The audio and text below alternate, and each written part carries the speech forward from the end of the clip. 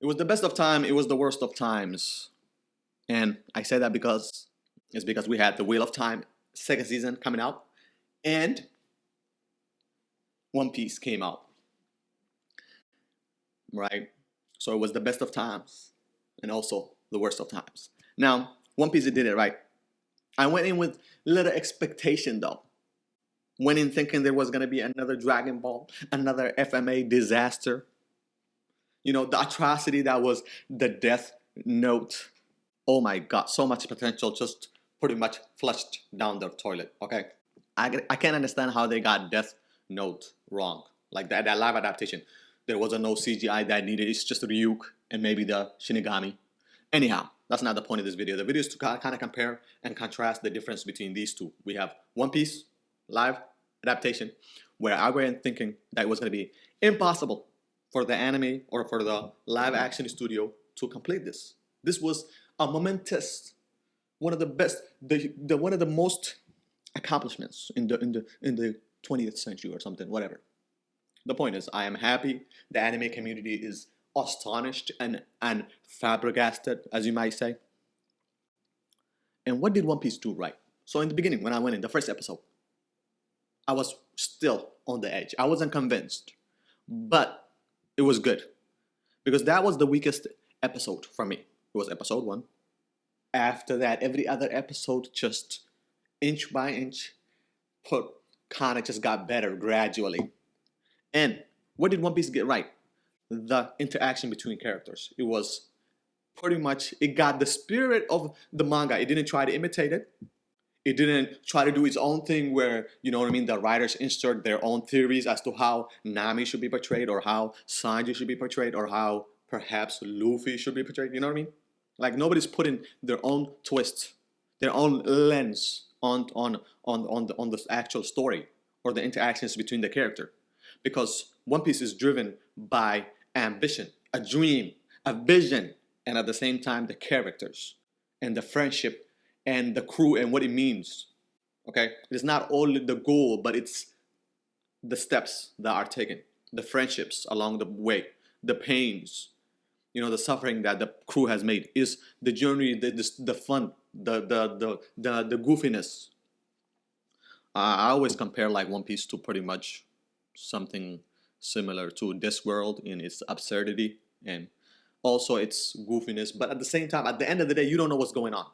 It just takes a long, slow, doesn't care, doesn't rush, okay, around, but then things, there's a puzzle always. And at the end of an arc, we're always happy. We went through a long struggle, but we're satisfied. And the adaptations, each episode focused, it was themed after a certain character, with even the visuals, the costume, the dialogue between the characters. This is one thing that I'm still like, I'm remembering is friends. It felt like I was tagging along on a journey, on a voyage. And that is what One Piece got right. Okay? What was one of the biggest selling points for me from One Piece is how from each character interaction to us as the audience. I already know how the manga did it. I already know how the anime did it. So it builds on that. It knows it knows its audience. Okay, it doesn't try to do anything weird, but the portrayal is so close, but at the same time fresh and original in concept and execution. Now, Luffy's introduction is awesome. Then we get the other characters and their interaction, and then the build-up, and even the villains. Buggy, oh my goodness. I did not really care much about him in the manga. I mean, I did care about him a little bit. He was annoying in the anime too. Maybe it was because of the 4 Kids one that I saw in the beginning. But now me being accustomed with Buggy up until Impel Down, just loved the way that the actor did a great job portraying him. And also his powers, and even the way Arlong and all that, all the story, every little change that was made was just, it enhanced the original concept and spirit. Okay, and then also another thing that I gotta give plus to what the pretty much the adaptation is doing great this season. It's pretty much East Blue. How many episodes was that? Now maybe next season is gonna be Alabasta and I don't know, maybe with Chopper, and we got enough good material. It's gonna be maybe longer, but the pacing is just nice now. We don't have to worry about it, the animation being prolonged. So we know One Piece, Tower animation. We know pacing was an issue always, but now that issue is not there no more. So that's another thing that the live action got right. Before I just keep rambling and rambling and praising, because this is the best of times and the worst times. We have to go to the other side of the coin. Okay, I was happy. At the same time, we had the Wheel of Time second season drop. Amazon. Amazon with their budgets, big bucks, big boys. Let's see what they do, right? So the first 3 episodes I've watched. I haven't watched anything else yet.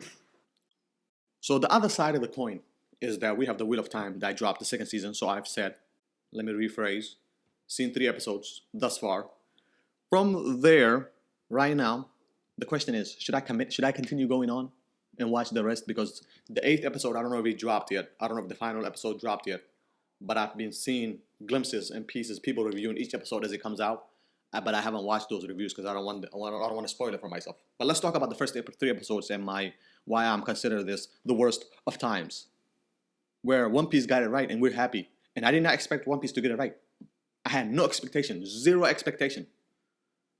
But the Wheel of Time, the first season, I forgave it. You know what I mean? They changed a lot, and I forgave them. There's nothing wrong with changing, you know what I mean, the work of Robert Jordan, sometimes, some places. But this is the thing though, right? So there are points in a story that are memorable to our reader, or there are points that are crucial to the character's developments. And those points have to be there. Or how does the character progress? If that point is taken out, maybe changed for the live adaptation, then something else has to replace it. And so let's talk about the first 3 episodes and kind of discuss something that pissed me off. First of all, okay, in the hunt begins. I mean, the great hunt. Rand, the main character, is the one that experiences a lot of the things that now Perrin is experiences because you decided to disperse the crew for some reason, right? Because Rand is not with Perrin and Matt is not with Perrin. Whereas in the beginning of the Great Hunt, all of them are in the same. They're in the north, and that's where things begin. The event begins for them to journey. The point of the Wheel of Time for the first 3 books, it's a journey. It's something happens, an initial conflict, and then after that, the main characters have to follow, and things gradually happen, and we learn more about Saidin. We learn more about Rand al'Thor in the book, okay? And the Dragon Reborn, and the reluctant hero. He's fighting himself. He doesn't want to. They pushed it on him. This is the great reveal. So initial points in the book that are great. Well, first Rand standing, but also even the introduction of the Black Aja with. We don't get none of that in the first 3 episodes. Okay. The 3 characters, the female characters in the book, they're great. The Aes Sedai, I mean the Egwene, Moraine, and Nynaeve. Those 3 are pretty much the ones that are in the Great Book. You know what I mean? Elaine doesn't appear that much, maybe a little bit. And Min. Nevertheless, the first 3 episodes is just about them, which I don't have a problem with. But it's like, yo, they're not in the story yet. Their story is not really that. They're learning to become Aes Sedai, so they're accepted. And then Nynaeve goes through the triangle, which should have been 1 episode. I don't know why it's being prolonged and something like for no reason. 1 episode is enough for Nynaeve to go through the rings, okay? And the introduction of the Aes Sedai. The other 2 episodes should have been Matt Cawthon. You got rid of Matt Cawthon. So without Matt Cawthon, how the hell is the story going to progress? Because the whole point is that Matt Cawthon is tied to the dagger. The dagger was stolen by, what was his name? Fane. And now the story has to progress. Rand al'Thor decides to help Matt because of that. Otherwise, why is Rand going to go after Fane now? And you have Perrin you basically substituted him for his part because he's the one that experiences that part in the bees, okay, or the family. And I wonder how they're gonna accomplish what Rand did when they all meet up in Carrion, and then after that go to the place where they take the portal, and then they experience, and you get one of the best sayings in the series. I win again, lose Theron. Okay? Or even in the beginning. Let's talk about the beginning again before I even go to the end. The beginning, you have Rand on the castle fighting the pretty much, which is the sword. The stances of the sword is one of the most important part of the series. He's learning from Lan. He has to learn from Lan. Who else is he going to learn fighting swords? Okay, before he even starts learning about siding, Rand has to become a blade master, and the blade that he has from his father belongs on him. Okay, it's a heron mark sword. It belongs on him.